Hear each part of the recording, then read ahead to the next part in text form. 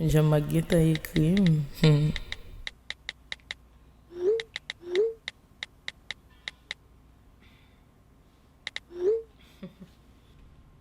Timo sogam na kwaza Jean-Marc.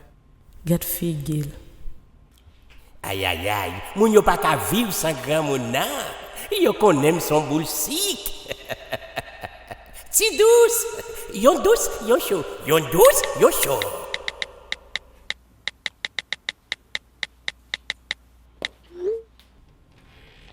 Si ménage ça, la fait tête moi parti oui, et m'ka même perdu madame moi.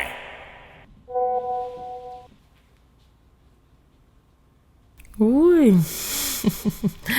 Elle a une funny ça, Jean-Marc, monsieur.